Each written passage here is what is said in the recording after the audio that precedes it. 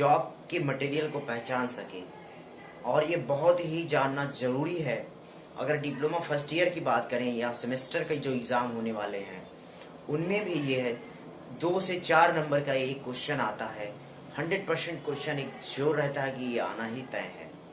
तो ये आज हम आपको बताएंगे डिटेल में और इसे बताएंगे कि कहाँ कहाँ ये यूज होते हैं।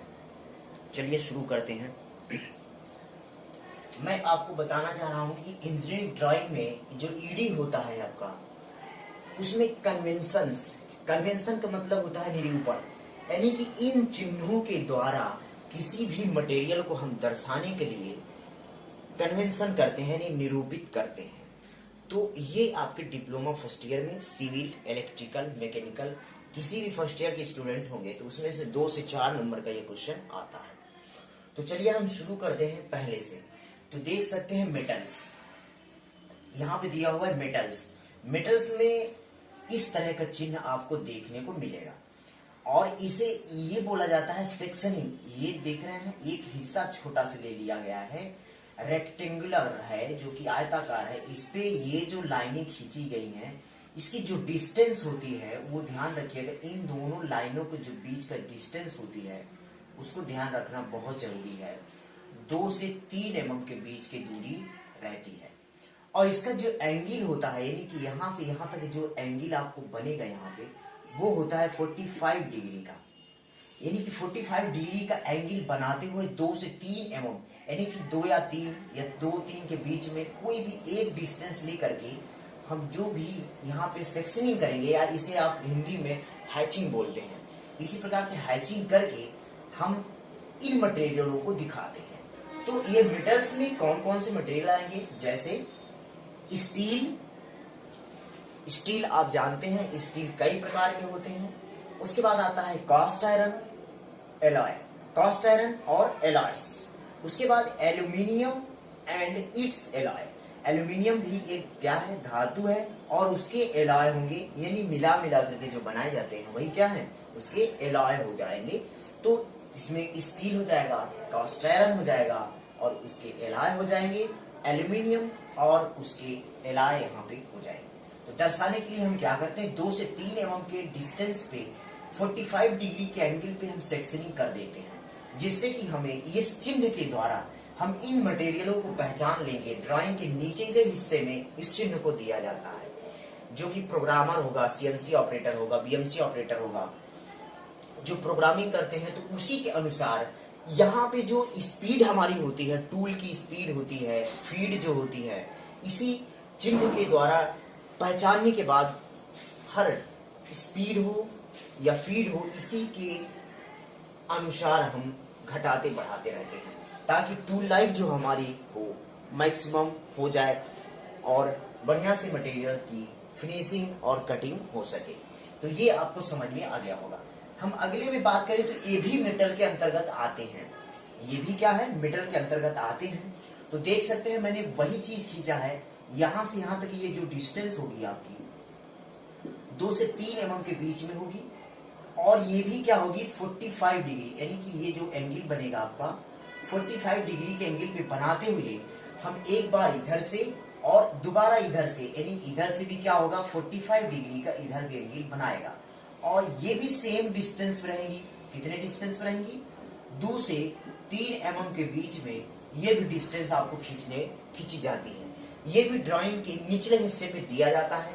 मान लीजिए लेड है, जिंक है, टिन है, व्हाइट मेटल्स हैं, इनको दर्शाने के लिए हम निचले हिस्से में ड्राइंग को दे देते हैं, या हम पहचानने के लिए किसी भी जगह पर इन चिन्हों को दे देते हैं। इस चिन्ह को दे देंगे तो यहाँ पे लेड हो जाएगा, जिंक हो जाएगा, टिन और व्हाइट मेटल ईटीसी और भी हो सकते हैं। तो इनको पहचानने के लिए इस चिन्ह का प्रयोग हम करते हैं। अगली की बात करें हम यहाँ पे ग्लास आप जानते हैं, जिसे हम आप लोग बहुत आसानी से देखते हैं, जो कि ऑफिसों में गेट वगैरह लगे होते हैं तो पारदर्शी होते हैं, आप आर पार देख सकते हैं। तो इस प्रकार से ये ग्लास का चिन्ह होता है। एक बड़ी सी लाइन है, ये डिस्टेंस फिक्स नहीं होती है, आप कितनी भी दूरी कितनी भी पास खींच सकते हैं, ये फिक्स नहीं होती है। फिर भी मैं इसको आपको डिटेल बता ही देता हूँ। तो इन दोनों के बीच में जो डिस्टेंस होती है वो 1 से 1.2 mm की डिस्टेंस पे ये खींची जाती है। दूसरी इसकी एंगल की बात अगर हम करें तो ये जो एंगल बनाएगी यहां से यहां तक, ये भी कितने की बनाएगी, 45 डिग्री के एंगल पे बनाते हुए ये खींची जाती है। तो आपको ग्लास के लिए खींचना क्या होगा, एक बड़ी लाइन, फिर उसके दोनों साइड में उससे छोटी, फिर उससे छोटी, ऐसे करके आप बना देंगे।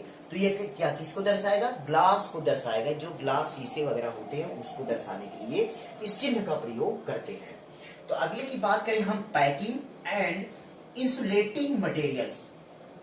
जैसे कि हम देखते हैं कि खाना वगैरह ले जाते हैं तो उसके अंदर जो एक चमकता हुआ लगा हुआ देखते हैं आप, तो खाना बहुत देर तक गर्म होता है। या चाय की केतली में देखते होंगे आप, अंदर साइड में स्टील टाइप में लगा होता है, तो वो इंसुलेटिंग मटेरियल्स होते हैं, जिससे कि हमारा जो धूप होती है वो जो है क्या होता है, सॉरी, हीट जो है वो बाहर नहीं जाती है। समझ रहे हैं मेरी बात को। तो जैसे हीट है तो बाहर ट्रांसफर बहुत कम होती है, उसी प्रकार से ये पैकिंग मटेरियल के लिए एक चिन्ह होता है। इस चिन्ह के बारे में हम आपको जरूर बताएंगे। तो ये जो एंगल होता है, इसका एंगल ये 45 का होता है। और डिस्टेंस की बात करें, इन दोनों लाइनों के बीच की जो डिस्टेंस होती है वो कितनी होती है, 2 से 3 mm के बीच ये भी खींची जाती है। लेकिन अभी देख रहे हैं कि आप इधर से एक लाइन खींची गई है, ये हमेशा ये समानांतर रेखाएं खींची जाती है इस तरह से। ये देख रहे हैं समानांतर रेखाएं 2 से 3 mm के बीच में समानांतर रेखाएं खींची जाती हैं। और एक जो क्या करते हैं, उसे हम एंगल पे खींचते हैं 2 से 3 mm के बीच की दूरी में, और 45 डिग्री के एंगल पर खींचते हैं। और 2 से 3 mm के लिए जो हम समानांतर यानी समांतर रेखाएं खींचते हैं वो हम 2 से 3 mm के बीच में खींचते हैं। उसका एंगल 0 होता है या 180 डिग्री का एंगल बनता है। कितना, 180 डिग्री का एंगल बनेगा। तो ये बात तो आपको समझ में आ गई होगी कि पैकिंग एंड इंसुलेटिंग मटेरियल्स इस प्रकार से दर्शाए जाएंगे। अभी आपसे बात कर रहे हैं हम यहाँ पे पोर्सिलीन। ये पोर्सिलीन के लिए ये होता है, ये डॉटेड लाइन होती है। ये भी कितने में होती है, 2 से 3 mm के बीच में एक डॉट दिया जाता है। लेकिन ये डॉट की जो लंबाई होती है वो ध्यान रखिएगा, बहुत इंपॉर्टेंट है। ये डॉट की जो लंबाई होती है 3 से 5 mm के बीच में होती है। और इस डॉटेड की जो थिकनेस होती है 0.5 mm के बीच 0.5 mm होती है।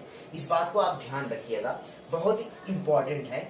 ये भी पैकिंग मटेरियल्स होते हैं। पोर्सिलीन हो गया, पोर्सिलेन, स्टोन वेयर हो गया, मार्बल्स वगैरह जो होते हैं, आप देखोगे पत्थर वगैरह जो होते हैं, स्लेट वगैरह देखे होंगे। ये सब चीजें क्या है, इस तरह दर्शाने के लिए इस डॉटेड के द्वारा हम दर्शाते हैं। इस डॉटेड की जो डिस्टेंस होगी 2 से 3 mm के बीच होगी दोनों के डॉट के, और ये डॉट की जो थिकनेस होगी वो कितनी होगी, 0.5 mm के बीच में होगी।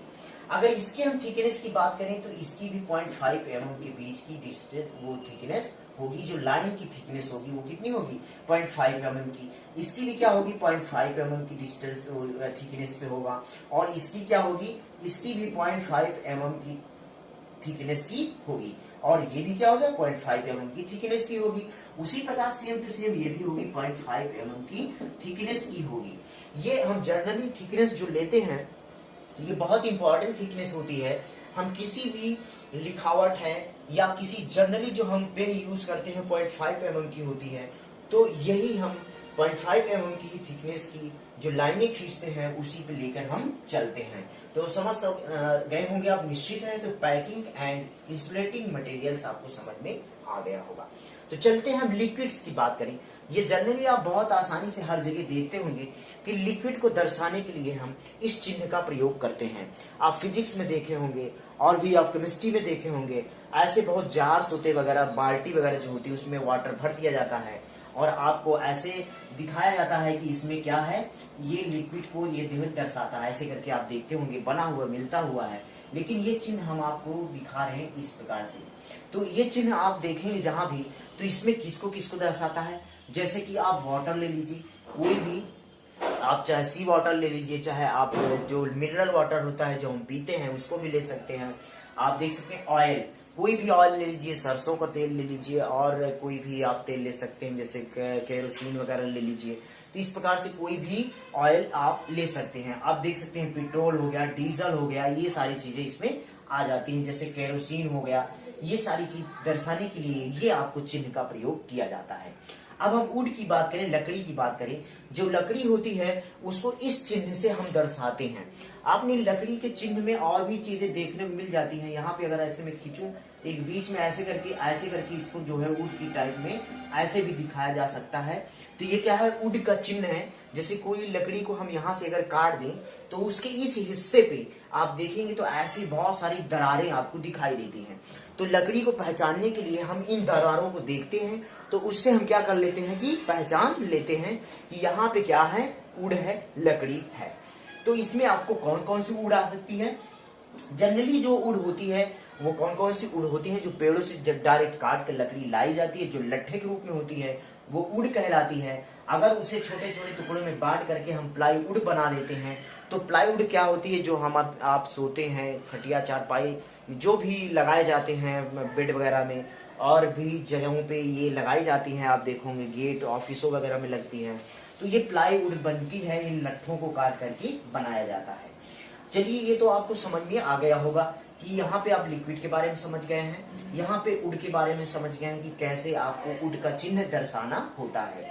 तो अगली बात हम करेंगे आपसे कंक्रीट की। जब कंक्रीट की बात करेंगे तो यहाँ पे आप देख सकते हैं कि कंक्रीट है, इसमें कंक्रीट ढेर सारे आपको देखने को मिलते हैं, लेकिन छोटे छोटे कण आपको इसमें दिखाई दे रहे हैं, जिसे आप सिलिका या बालू बोलते हैं। उसको मिला दिया जाता है और इसमें सीमेंट भी मिला दिया जाता है।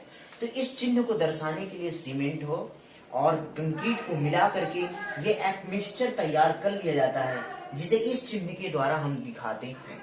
आगे की बात करें हम सैंड, जो मिट्टी होती है, सैंड्स होते हैं, वहां पर दिखाने के लिए ये सैंड्स का इसका भी प्रयोग करते हैं। एंड आप देख सकते हैं ग्रेवल, इसी प्रकार से ग्रेवल भी होते हैं, जैसे बड़े बड़े कंकड़ होते हैं, उनको मिला करके हम इस चीजों को बना लेते हैं। तो आपको समझ में आ गई कि कंक्रीट को दिखाने के लिए हम इस तरह के चिन्ह का प्रयोग करते हैं। तो मैं दोबारा एक बार फिर से रिपीट कर दे रहा हूं, इसको आप अच्छे से समझ लीजिए। जैसे कि आपने देखा कि ये होता है आपके लिए स्टील हो गया, कास्ट आयरन हो गया, एलॉय एल्यूमिनियम और उसके एलॉय भी होते हैं। इस चिन्ह से, इस चिन्ह के द्वारा दर्शाया जाता है। दूसरा, लेड, जिंक, टिन और व्हाइट मेटल्स के बारे में देखा आपने, ये ऐसे करके चिन्ह को दर्शाते हैं। तो ये चिन्ह आप बनाएंगे तो लेड हो जाएगा, जिंक और टिन और व्हाइट मेटल्स आपको देखने को मिल जाएगा। तो अगले में देख सकते हैं कि ग्लास के बारे में हमने बताया, शीशे जो होते हैं, तो यहाँ पे आप ग्लास के बारे में देख सकते हैं। यहाँ पे ग्लास हो गया, आप ग्लास देख सकते हैं। उसके बाद पैकिंग एंड इंसुलेटेड मटेरियल्स जो होते हैं, यहाँ पे आपको देखने को दो मिल जाते हैं। यहाँ पे देख सकते हैं पोर्सिलिन हो गया, स्टोन वेयर हो गया, मार्बल्स वगैरह होते हैं, तो इसको दिखाने के लिए उपयोग में लिया जाता है। इंसुलेटिंग मटेरियल की बात करें तो यहाँ देख सकते हैं इंसुलेटिंग मटेरियल के लिए इस चिन्ह का प्रयोग किया जाता है। अगर हम यहाँ पे लिक्विड की बात करें, जो आप देखे होंगे, वाटर होगा, सी वाटर होगा, ऑयल हो, केरोसिन हो, पेट्रोल है, तो इस प्रकार से चिन्ह का प्रयोग हम करते हैं। अगर वुड की बात करें तो यहाँ पे लकड़ियों को दर्शाने के लिए इस प्रकार के चिन्हों का प्रयोग करते हैं। उसके बाद वुड, प्लाईवुड में ये दोनों आ जाते हैं इसी के अंतर्गत। अब हम बात करेंगे कंक्रीट की बात करें तो इसमें बड़े और छोटे कण को मिला करके एक ऐसा चित्र बना लिया जाता है, चिन्ह को बना लिया जाता है, जिससे कि mixture of cement and Sands, यानी मिट्टी, क्ले होता है जो, और ग्रेवल इसमें मिला करके जो बने होते हैं, वही आपको यहाँ देखने को मिलता है। तो दो तीन चिन्ह, तो ये आपको जो भी चिन्ह है आप देख सकते हैं, 3 और ये 5 3 8 चिन्ह मैंने आपको बताया है। इससे बहुत सारे चिन्ह होते हैं, लेकिन ये बहुत ही इंपॉर्टेंट चिन्ह है।